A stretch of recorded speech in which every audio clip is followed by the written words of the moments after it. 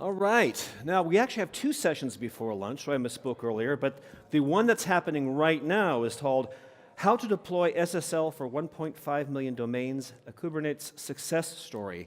And let's hear from the experts right now. Please welcome Marco Revesz and Kilian Ries, please.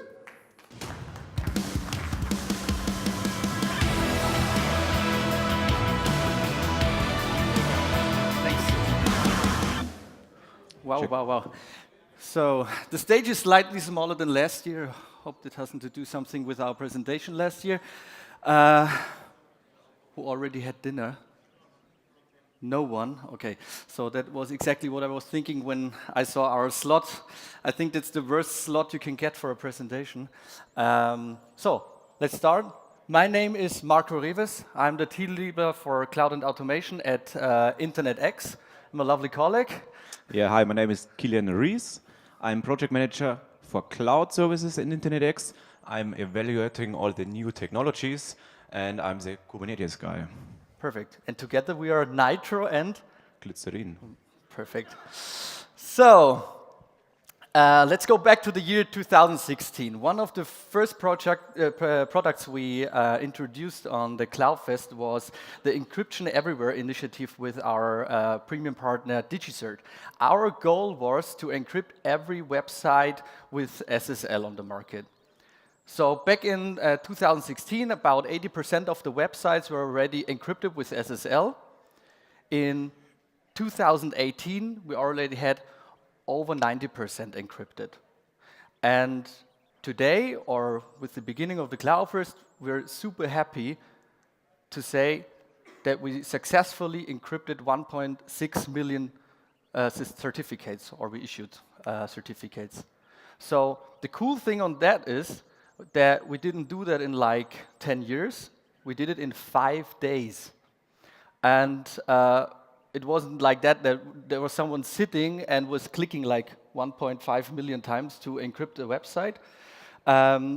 We did this with our tool, with our service called Proceed. That's an SSL service.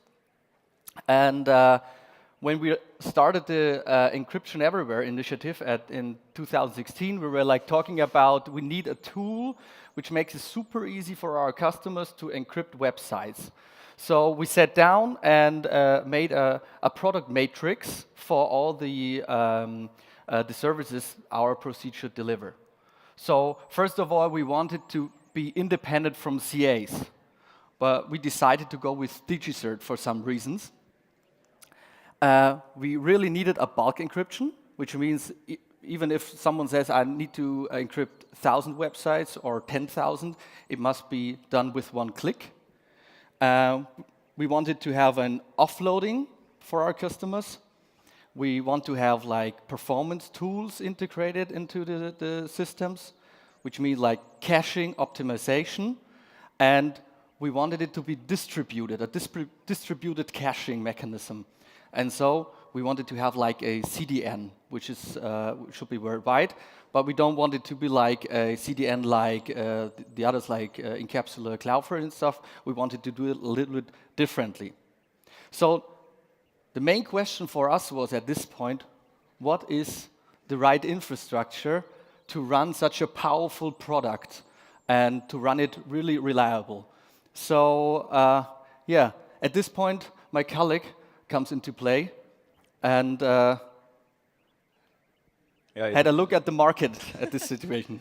Yeah, it was not so easy to us. We needed many steps to get to the right system. So first, we started with a proof of concept.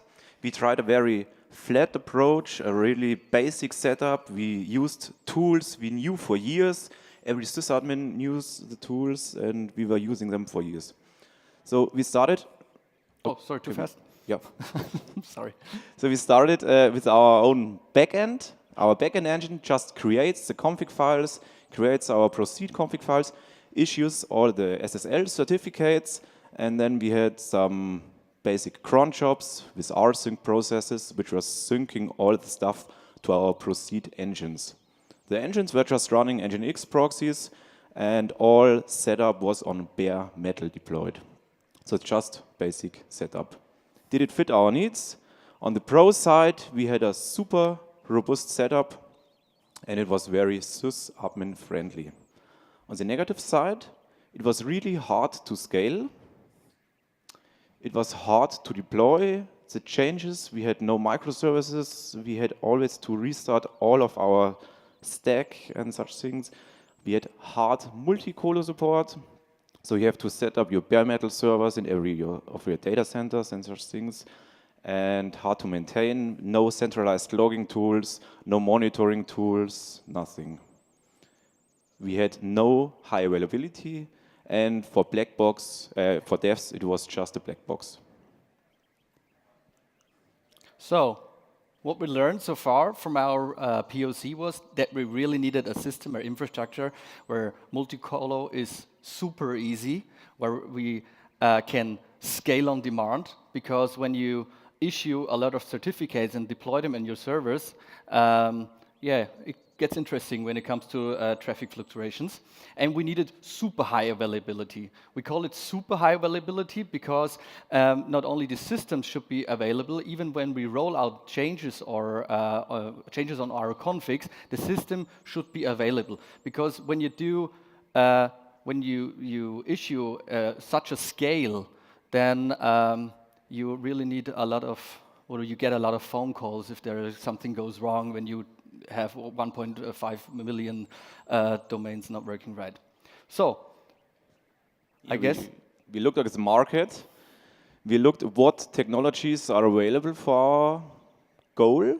Many of you may know classic KVMs or just VMs running on a hypervisor. You scale your VMs on the single hypervisor you have. On the pro side, it's really reliable. And it has a huge user base. So if you have any questions or any problems, you can always look it up. Everything has done that before. On the negative side, it's still hard for multi-colocation. You have the dependencies on the network stack. You need also infrastructure guys, which are setting up your equipments. And it's ugly for scaling. Really ugly. Okay. So containers already back in 2016 have arrived. Many of you may know it under the name LXC. It's not really Docker, it's kind of a thing. On the pro side, it has, compared to the KVM, small overhead.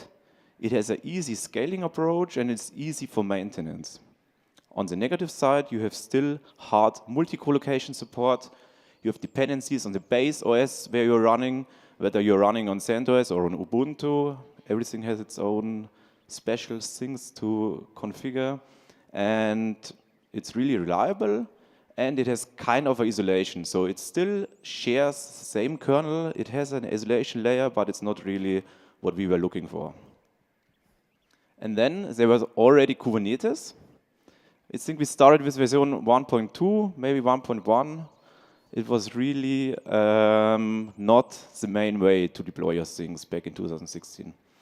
But Kubernetes had all the things we needed or we wanted to have for our proceed tool out of the box, named auto-scaling, rolling releases, zero downtime releases, multi-colocation support, all out of the box. Yeah. Then we did our first try and created our first proceed infrastructure based on Kubernetes. We still used our backend, which creates the configs and issues our SSL certificates. We wrote our own certificate distribution service, which is deeply integrated with our CI/CD pipeline. And the distribution service distributes certificates in the cluster. In our cluster, we have a persistent certificate store and our proceed Nginx controller. The controller just checks, is the certificate here, and then it does the SSL termination. We had many clusters because we want to be as near as possible to our customer. So, for example, if it's a request, the request in the cluster is coming from US, then we had kind of a load balancing distribution service, and if your request comes from the US, you get to the US cluster. If your request comes from Germany, you get to the German cluster. Sounds easy, but we had to fork existing DNS, so that was like kind of interesting. We wrote our own DNS service. So yeah, on the pro side, we have really super high availability. We had rolling releases. It was really DevOps friendly. It was perfect to scale. We can scale in every layer. We have a perfect deployment integrated into our CI/CD pipeline. And we have finally multi-colocation support. In Kubernetes, it's called federation, which just means if you have many clusters, it looks just like one big cluster to you. So you have not to worry about your cluster in the US, your cluster in Germany, your cluster in London or such things. It's just one big cluster for you. Yeah, a lot of pros, but to be honest, sometimes when it comes to new technology, I am the party pooper. I have a different look at the things. I'm not just looking at the technology. So for me, it was still bleeding edge technology. So there is not such a large user base like it was in KVM. So we really did every first failure you can do. We had to really learn it the hard way. And you'll always be someone who invents something. So back in 2016, there was not such a community. And so that was really interesting. Sysadmins in our company were not sure if they like it. It was for them a black box. It just runs, and that's something normally sysadmins are not so happy with if they don't understand it. This proceed still needed a call to action. So someone still had to say, I want to put like 1,000 domains on your service.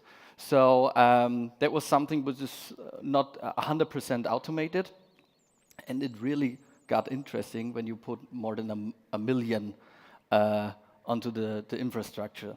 So these were the cons. But based on this, what we learned so far, we created a version 2.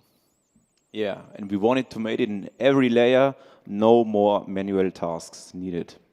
So let's start at the top of the graphics with our incoming domain request.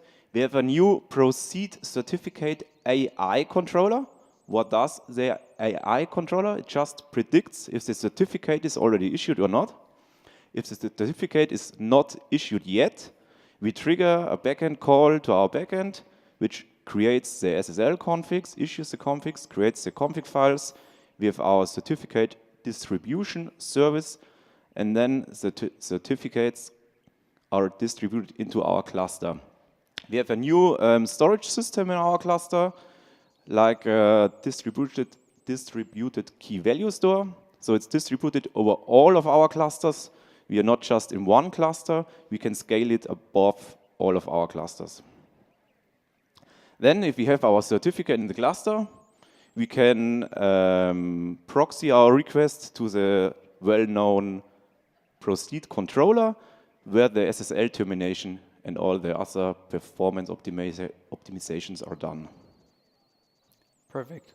And this is done, like how long does it take to issue a certificate? I think seconds. So it's fully automated. We put the whole proceed into the infrastructure, for example, of a customer, and it does everything by itself. So all these things are done in real time. So the thing is, you really need a partner. And when I started, I said we wanted to be independent from CAs. And that's one point why we decided to go with DigiCert, because you really need a reliable back end for that. So if you have like a very slow issuing partner, then this whole real-time thing wouldn't work out at all, because there's a lot to do. So I guess there are some pros at this point. Yeah. So we got all the pros of version 1, but in addition, we got technologies no longer bleeding edge. So Kubernetes is the new mainstream nowadays. We are really cloud native, and we lose a lot of tools from the cloud native stack into our setup. We can scale in every layer, so whether we scale our AI controller, our Proceed controller, or our distributed key value store, we can scale in every layer. We can handle millions of configs and certificates. We have instant config deployments and changes. and yeah, it handles really huge amounts of traffic. Yeah, and it's super automated. So our customer doesn't have to put some APIs in his software or something like that. It's like super automated. So I guess there are no many cons for this product right now. There's one con: our sysadmins still don't know if they like it. So yeah, but I think we have to give them some time.